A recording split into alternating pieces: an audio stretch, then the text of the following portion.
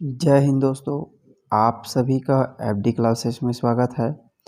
आज हम 20 अप्रैल को जितने भी इम्पोर्टेंट क्वेश्चन बनेंगे उन सभी क्वेश्चन को देखेंगे।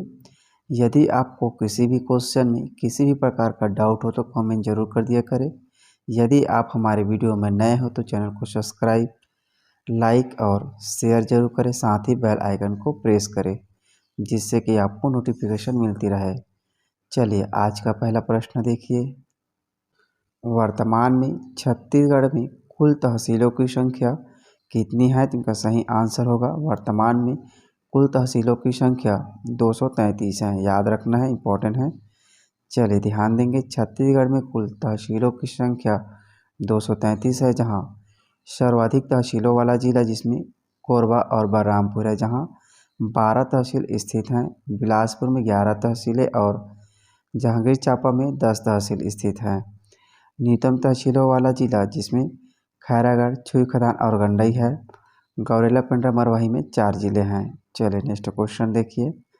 छत्तीसगढ़ राज्य पुलिस अकादमी का नामकरण किसके नाम पर किया गया है? तो इनका सही आंसर होगा छत्तीसगढ़ राज्य पुलिस अकादमी का नामकरण नेताजी सुभाष चंद्र बोस के नाम से किया गया है। चलिए ध्यान देंगे। मुख्यमंत्री श्री भूपेश बघेल ने राज्य पुलिस अकादमी को एक नई पहचान दिलाने के उद्देश्य से इसका नामकरण महान स्वतंत्रता संग्राम सेनानी नेताजी सुभाष चंद्र बोस के नाम पर किया गया है। छत्तीसगढ़ के रायपुर में स्थित राज्य पुलिस अकादमी अब नेताजी सुभाष चंद्र बोस के नाम से जानी जाएगी। मुख्यमंत्री श्री भूपेश बघेल ने प्रशिक्षु उप अधीक्षकों के 12वें शिक्षांत परेड समारोह के दौरान राज्य पुलिस अकादमी परिसर में महान स्वतंत्रता संग्राम सेनानी नेताजी सुभाष चंद्र बोस की प्रतिमा का अनावरण किया है।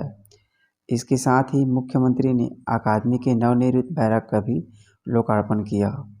चलिए अगला प्रश्न देखिए।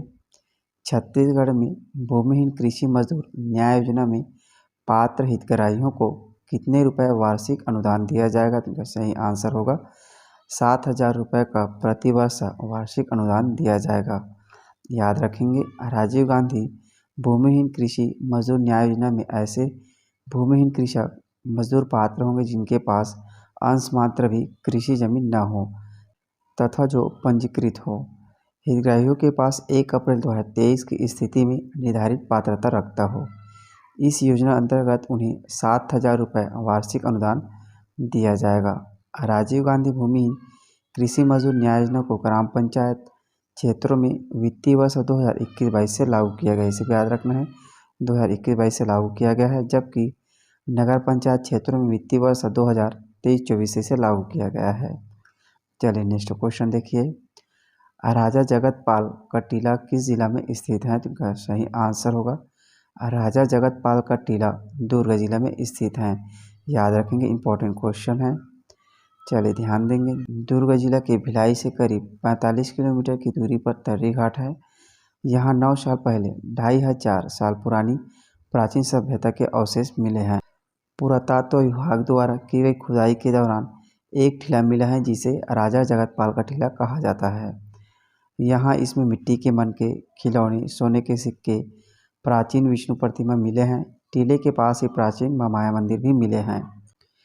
यह प्राचीन टीला देखरेख के अभाव में बिखर रहा है। चलिए अगला प्रश्न देखिए।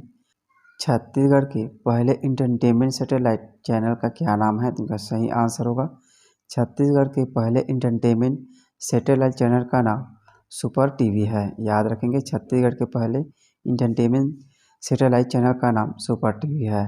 ध्यान देंगे। छत्तीसगढ़ के पहले entertainment satellite channel super TV का प्रसारण शुरू हो चुका है। इसे कोई भी यूजर मोबाइल ऐप्स डाउनलोड कर केबल के जरिए भी फ्री में छत्तीसगढ़ी फिल्में, गाने, कॉमेडी शो और सीरियल देख सकते हैं। यह छत्तीसगढ़ में प्रसारित होने वाला एक इंटरटेनमेंट चैनल है। चलिए नेक्स्ट क्वेश्चन देखिए। मुख्यमंत्री छत्तीसगढ़ी पर्व सम्मान निधि योजना को गैर अनुसूचित क्षेत्रों में कब से शुरू किया गया है? तो इनका सही आंसर होगा 20 अप्रैल से इसे शुरू किया गया है। याद रखेंगे, मतलब आज ही के दिन इसे शुरू किया गया है। चलिए ध्यान देंगे। इस योजना के तहत आदिवासी पर्व एवं ग्रामीण क्षेत्रों के 30 त्योहारों के लिए गरिमामय आयोजन के लिए 10,000 रुपये की अनुदान राशि दी जाएगी। आदिवासी क्षेत्रों में यह योजना 13 अप्रैल से शुरू की गई है। याद रखेंगे, आदिवासी क्षेत्रों में इसे 13 अप्रैल से शुरू की गई है। अब राज्य में गैर अनुसूचित क्षेत्रों के लिए मुख्यमंत्री छत्तीसगढ़ी परब सम्मान निधि योजना का शुभारंभ किया गया है। यह योजना 61 विकासखंड सामुदायिक क्षेत्रों के 6111 ग्राम पंचायतों में लागू किया जाएगा। इस योजना को राज्य सरकार द्वारा आदिवासी क्षेत्रों में पहले ही शुरू की जा चुके हैं। याद रखेंगे, इम्पोर्टेंट है।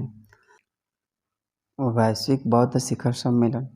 वैश्विक बौद्ध शिखर सम्मेलन का उद्घाटन कहाँ किया जाएगा? तो इनका सही आंसर होगा नई दिल्ली में वैश्विक बौद्ध शिखर सम्मेलन का आयोजन किया जाएगा। चलिए ध्यान देंगे, 20 अप्रैल 2023 को नई दिल्ली में प्रधानमंत्री नरेंद्र मोदी द्वारा पहली बार 3 दिवसीय वैश्विक बौद्ध शिखर सम्मेलन का उद्घाटन किया है।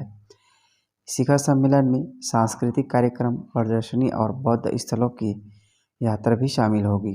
यह कार्यक्रम भारत सरकार के संस्कृति मंत्रालय के सहयोग से अंतर्राष्ट्रीय बौद्ध परिसंघ द्वारा आयोजित किया जा रहा है।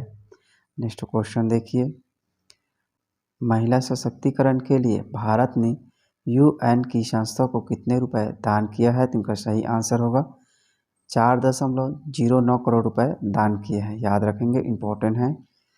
दान का उद्देश्य लैंगिक समानता और महिला सशक्तिकरण को आगे बढ़ाने की दिशा में यूएन वुमेन के प्रयासों को समर्थन किया है। यूएन वुमेन इस फंड का उपयोग भारत में महिलाओं के आर्थिक सशक्तिकरण, नेतृत्व और सामाजिक समावेश को बढ़ावा देने वाले कार्यक्रमों और पहलों को लागू करने के लिए करेगा। भारत यूएन वुमेन के कार्यकारी बोर्ड का संस्थापक सदस्य रहा है और वर्तमान में एक सदस्य के रूप में कार्य कर रहा है। इम्पोर्टेंट क्वेश्चन है, याद रखना है। चलिए अगला प्रश्न देखिए, राष्ट्रीय पंचायत पुरस्कार पंचायतों को किसके द्वारा प्रदान किया गया है? तो इनका सही आंसर होगा राष्ट्रपति द्रौपदी मुर्मू द्वारा इसे प्रदान किया गया है। याद रखेंगे, राष्ट्रपति द्रौपदी मुर्मू ने 17 अप्रैल 2023 को नई दिल्ली में राष्ट्रीय पंचायत पुरस्कार प्रदान किए गए हैं और पंचायतों को प्रोत्साहन पर राष्ट्रीय सम्मेलन का उद्घाटन किया।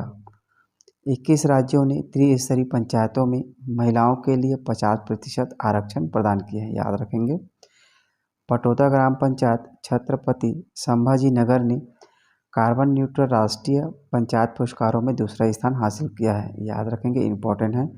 पटोदा ग्राम पंचायत राष्ट्रीय पंचायत पुरस्कारों में दूसरा स्थान हासिल किया है। पुरस्कार कार्बन उत्सर्जन को कम करने और सशक्त विकास को बढ़ावा देने के लिए भारत में स्थानीय सरकारों के प्रयासों को पहचानते हुए दिया गया है। पटोदा ने अक्षय ऊर्जा और अपशिष्ट प्रबंधन को बढ़ावा देने सहित अपने कार्बन फुटप्रिंट को कम करने के लिए कई पहलों को लागू किया है। झारखंड के गिरिडीह जिले के बिरनी प्रखंड की ग्राम पंचायत कपिलो को नानाजी देशमुख सर्वोत्तम पंचायत सशक्त विकास पुरस्कार प्रदान किया गया है। याद रखेंगे, ये भी इम्पोर्टेंट है। चलिए नेक्स्ट क्वेश्चन देखिए, मैकलम आदिशेषिया पुरस्कार किस क्षेत्र में प्रदान किया जाता है? तो इसका सही आंसर होगा मैकलम आदिशेषिया पुरस्कार सामाजिक विज्ञान के क्षेत्र में प्रदान किया जाता है। ध्यान देंगे, मैकलम आदिशेषिया पुरस्कार भारत में सामाजिक विज्ञान के क्षेत्र में असाधारण योग्यता के लिए दिया जाता है। प्रसिद्ध अर्थशास्त्री और लेखक उत्सव पटनायक को वर्ष 2023 के पुरस्कार के प्राप्तकर्ता के रूप में चुना गया है। उसने कई किताबें और पत्र लिखे हैं। याद रखेंगे, उत्सव पटनायक को मैकलम आदिशेषिया पुरस्कार प्रदान किया गया है। यह पुरस्कार Madras institute of development studies और Malcolm and Elizabeth Adiseshiah trust द्वारा दिया जाता है। इम्पोर्टेंट क्वेश्चन है, याद रखना है। चलिए ध्यान देंगे, पिछले वीडियो में हमने आपसे प्रश्न पूछा था कि अदिति शर्मा फेमिना मिस इंडिया 2023 में कितने स्थान पर रही हैं? तो इसका सही आंसर होगा 7वें स्थान पर रही हैं। इम्पोर्टेंट क्वेश्चन है, याद रखना है। चलिए अब आपके लिए आज का प्रश्न है, राज्य में राजकीय पशु वन भैंसों की संख्या बढ़ाने के लिए किस राज्य के नेशनल पार्क से वन भैंसों को लाया गया है? तो इसका सही आंसर आप कमेंट बॉक्स में ज़रूर दीजिए। चलिए मिलते हैं अगले वीडियो में। जय हिंद, जय छत्तीसगढ़।